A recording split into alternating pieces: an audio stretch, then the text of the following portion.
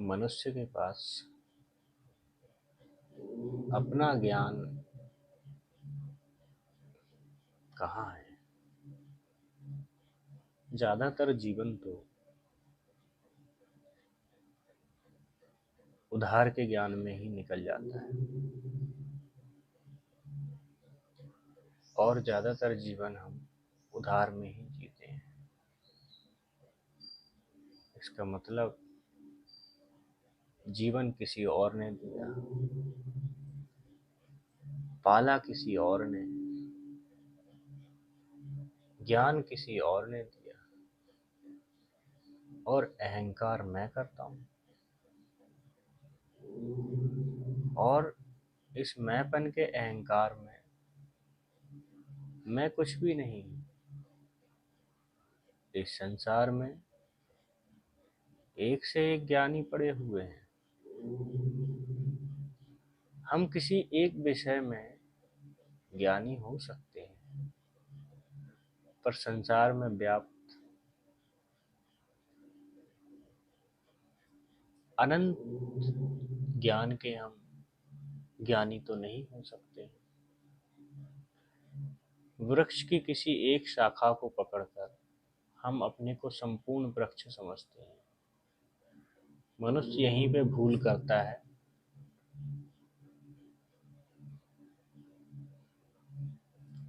तो अहंकार किस बात का, जब जीवन, ज्ञान, पदार्थ, प्रकृति के पंच तत्व, ये सब तो किसी न किसी का है ही। तो हमारा क्या है? हमारा है एकमात्र अनुभव, जो हम इस संसार में रहते हुए ग्रहण करते हैं, अनुभव करते हैं, महसूस करते हैं। अनुभव, यही हमारा अपना है।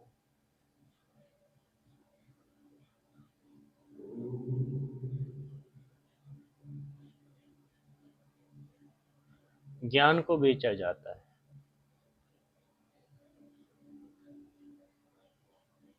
अनुभव को भी बेचा जाता है। ज्ञान की कीमत लगाई जाती है, अनुभव की भी कीमत लगाई जाती है। किसके लिए?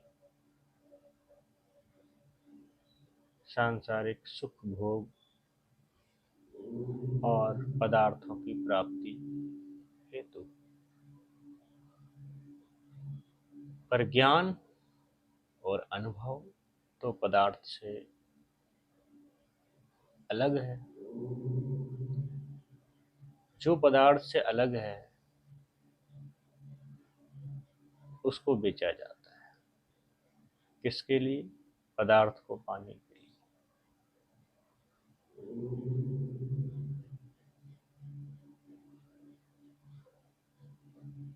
अहंकार मैं होने का एहसास दिलाता है।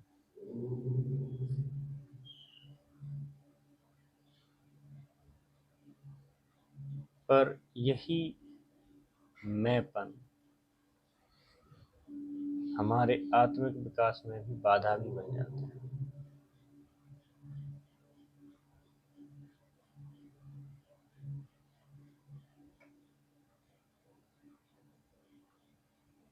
आध्यात्मिक विकास के इच्छुक लोग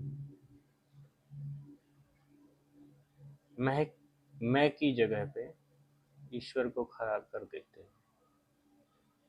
वह हर कार्य ईश्वर को समर्पित कर देते हैं। उनका मैं पिघलना शुरू हो जाता है।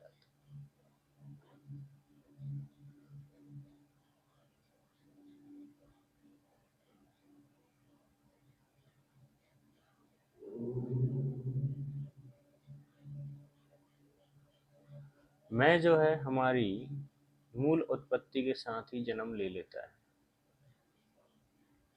जब हमारे शरीर का निर्माण होता है,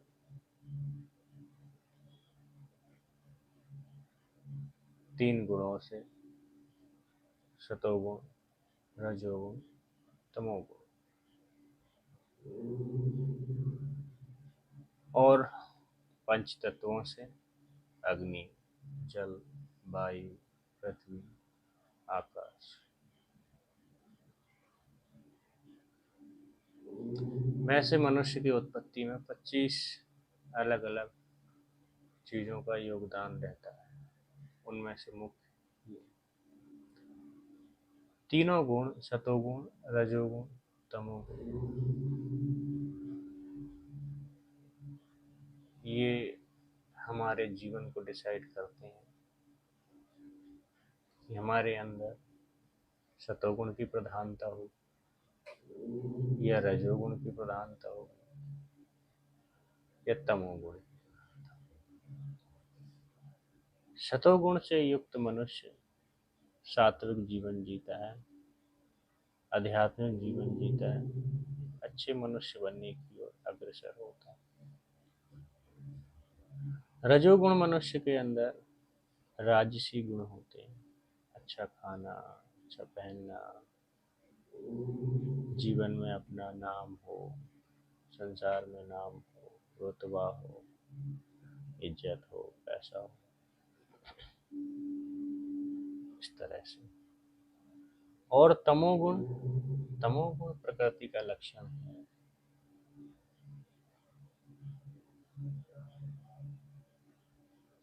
जो भी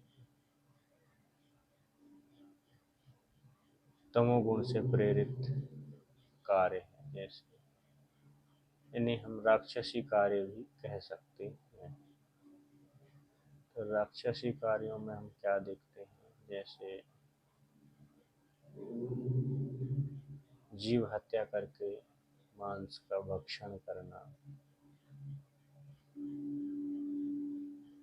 हमेशा आलस्य और प्रमाद में रहना,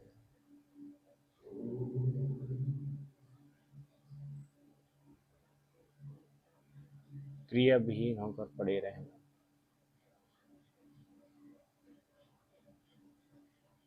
नकारात्मक विचारों से घिरे रहना।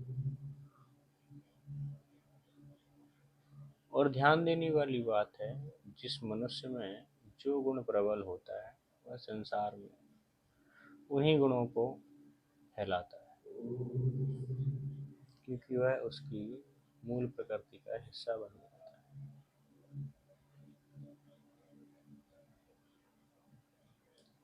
मनुष्य अपने अंदर सतोगुण, तमोगुण और रजोगुण अपनी इच्छानुसार भी बढ़ा सकता है, उस खास तरह के जीवन को जीकर।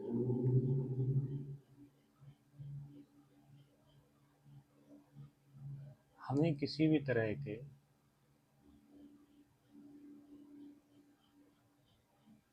अहंकार में नहीं जीना चाहिए, क्योंकि एक ना एक दिन इस शरीर की सत्ता को पंच तत्वों में विलीन हो जाना है।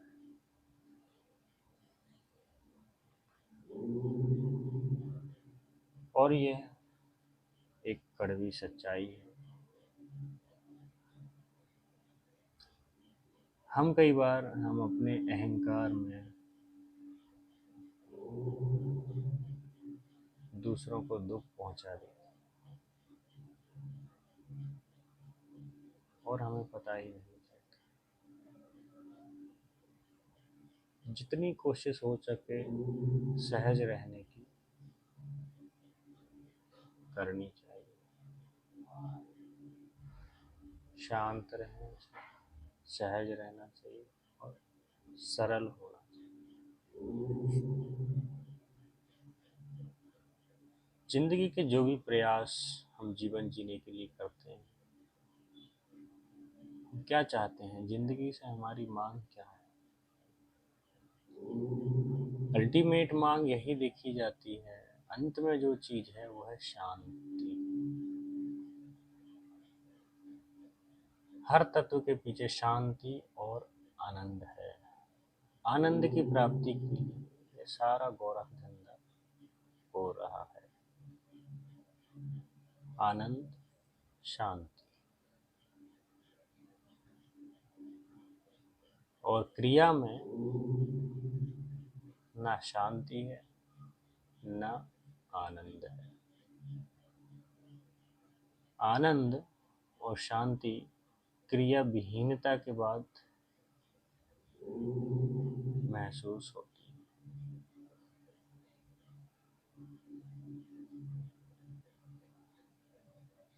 आनंद सहज और सरल होने में है। पदार्थों में, तत्वों में शांति नहीं है। शांति संतुलन में है।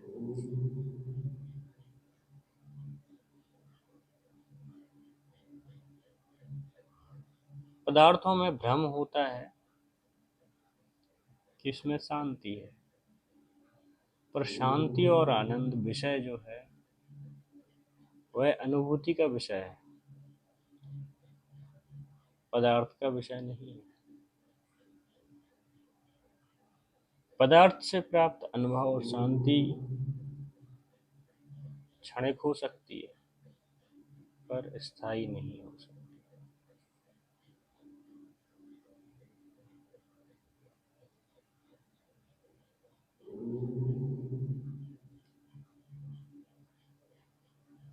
जब मनुष्य अपने केंद्र से हट जाता है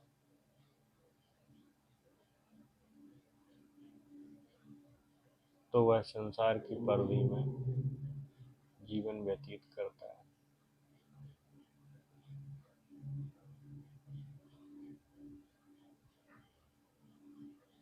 जैसे ही मनुष्य अपनी ओर लौटता है, शांति और आनंद स्वयं आ जाता है। सारे द्वंद्व गिर जाते हैं।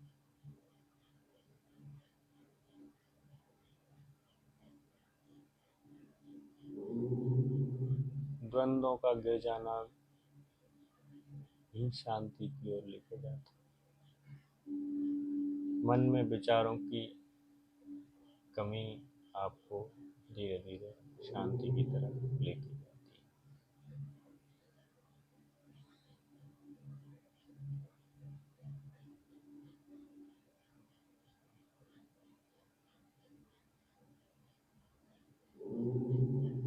तो मनुष्य ढूंढ रहा है, कभी खाने में, कभी किन्हीं वस्तुओं में शांति। पूरी जिंदगी निकल जाती है इन चीज़ों में शांति और आनंद ढूंढते हैं, पर हाथ कुछ नहीं।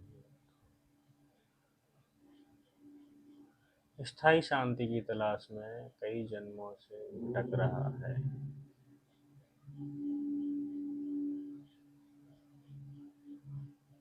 और इतनी लंबी यात्रा तय करके अभी भी मनुष्य भटक ही रहा है चिरकाल से।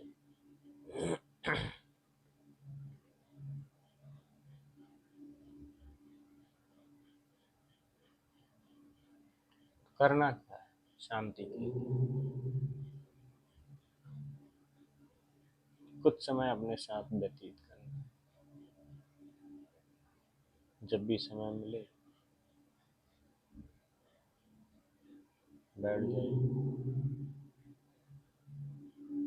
शांति आपके अंदर ही है। न किसी मंदिर, मस्जिद, गिरजा, कहीं पर भी शांति आपको स्थायी नहीं मिल सकती। स्थायी शांति आपको अंदर ही मिलेगी जब आपके अंदर से द्वंद्व समाप्त हो जाएगा।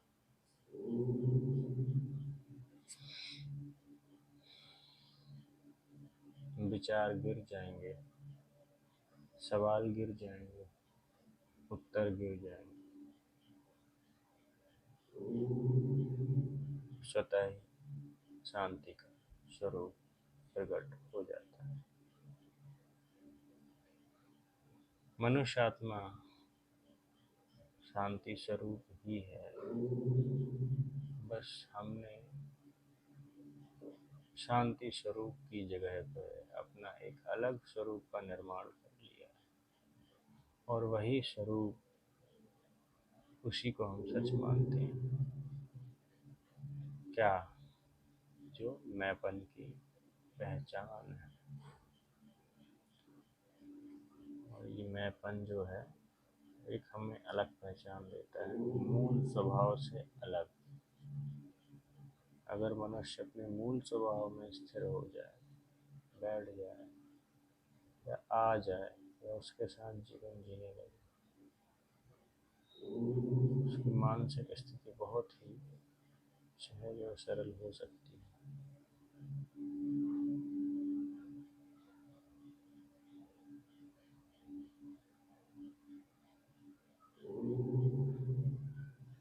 ओम नमो नारायण। ओम शांति शांति शांति।